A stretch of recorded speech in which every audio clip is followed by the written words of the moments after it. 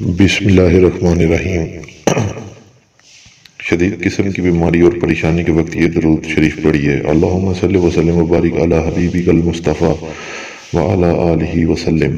اگر کسی شدید قسم کی بیماری میں مبتلا مریض کے سرانے اس درود پاک کو 100 مرتبہ پڑھا جائے اور اس کے بعد نبی کریم صلی اللہ علیہ وسلم کے واسطہ سے اللہ تعالیٰ سے اس کی بیماری کی صحت یابی کے لیے انتہائی عاجزی سے دعا کریں تو اللہ بھی حرمت رسول اکرم صلی اللہ علیہ وسلم دعا قبول فرمائیں گے۔ اگر کوئی اس درود پاک کا ہر نماز کے بعد رکھے گا وہ ذلت سے نکل کر عظمت میں آ جائے گا، اور اگر کسی حاکم یا کسی افسر کے پاس جائے گا تو وہ عزت کرے گا۔ اس کے علاوہ کوئی پریشانی، مشکلات، امتحانات، رزق کی تنگی، قرض، حتیٰ کہ کوئی مسئلہ ہے، اس مسئلے کا سخت تصور کرتے ہوئے اس درود پاک کو پڑھا جائے تو رب کریم ضرور کرم فرماتے ہیں۔ جہنم سے بچنا ہے تو لوگوں پر سختی نہیں، رحم کیجیے۔ اے اللہ کے بندو، آپس میں قطع تعلق نہ کرو، بغض نہ رکھو، ایک دوسرے پر حسد نہ کرو، اور بھائی ہو کر رہو جیسا کہ اللہ تعالیٰ نے تم کو حکم دیا ہے۔ جو شخص جہنم کے سائے سے بچنا اور اللہ تعالیٰ کے سائے میں آنا چاہتا ہے اس کو چاہیے مسلمانوں پر سختی نہ کرے بلکہ ان پر رحم کرے۔ اس دن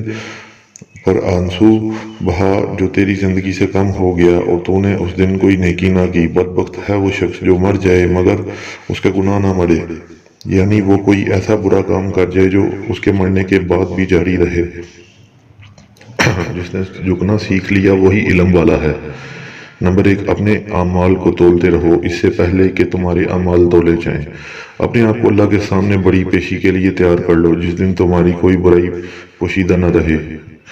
اپنا محاسبہ کرتے رہو اس سے پہلے کہ تمہارا محاسبہ کیا جائے۔ ہر چیز کا ایک حسن ہوتا ہے اور نیکی کا حسن یہ ہے کہ جلدی کی جائے۔ فتح امید سے نہیں بلکہ علم اور خدا پر بھروسہ سے حاصل ہوتی ہے۔ جس نے رب کے لیے جھکنا سیکھ لیا وہی علم والا ہے، کیونکہ علم کی پہچان عاجزی سے اور جاہل کی پہچان تکبر ہے۔ ایڈیٹر کے قلم سے جو میں نے دیکھا، سنا اور سوچا، خالد السیانی کہ بول موتی تول۔ پڑھنے سے پہلے یادداشت اور حوصلہ سنبھال کر بیٹھیں۔ میرا ایک قریب رشتہ دار کو میں نے ان کو آخری عمر اور بڑھاپے میں دیکھا۔ وہ چادر دھوتی باندھتے تھے۔ وہ جب چادر دھوتی باندھتے تھے اپنی چادر کے کونے میں اوپر کے حصہ میں گرا دیتے تھے۔ اس کونے میں ایک دوسرے کونے میں ایک دفعہ اپنا راز بتانے لگے کہ ایک پرانا ہندو تھا، بوڑھا تجربہ کار۔ اس نے مجھے کہا تھا کہ تمہیں کچھ تجربات، کچھ نصیحتیں اور کچھ باتیں بتاتا ہوں، زندگی میں کبھی نہ بھولنا، ہمیشہ یاد رکھنا۔ نمبر 1، دھوتی کو گڑا۔ نمبر 2، ایک پیسہ۔ نمبر 3، چھوٹی چارپائی۔ نمبر 4، بغیر منڈیر کے چھت۔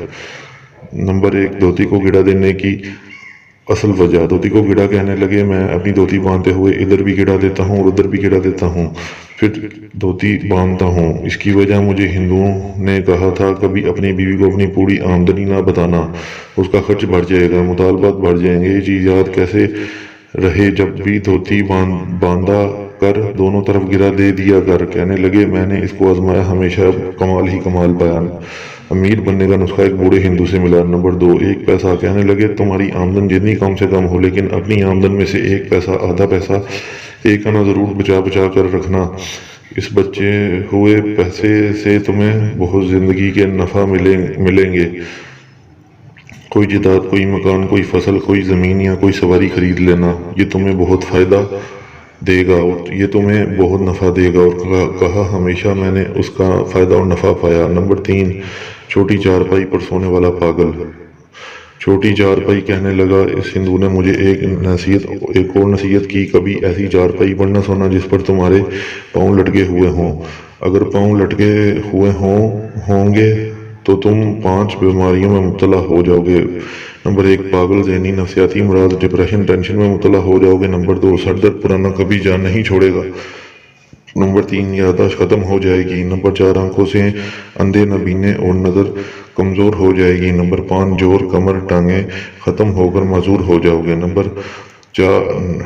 نمبر 4، بغیر منڈیر کے چھت۔ اگلی نصیحت جو ہندو نے کی، کبھی ایسی چھت پر نہ سونا جس کے آگے دیوار منڈیر نہ ہو، آڑ نہ ہو۔ رات کو کبھی تم اٹھو یا تمہاری اولاد وہ اچانک نیچے گڑے نیند کی غنودگی میں، یا بعض اوقات بعض لوگوں کو نیند بعض لوگوں کو رات کو نیند میں چلنے کی عادت بھی ہوتی ہے، وہ رات کو اگر چلے اور اچانک اٹھے اور نیند کی غنودگی میں چھت سے نیچے گر جائے اور پرانے بزرگ مجھے کہنے لگے زندگی کی یہ نصیحتیں، یہ باتیں آج تک میں نے کبھی بھولنے کی کوشش نہیں کی، نہ میں بھول سکا اور شاید میں کبھی نہ بھولوں گا۔ مجھے ہمیشہ نفع اور فائدہ ہوا ہے۔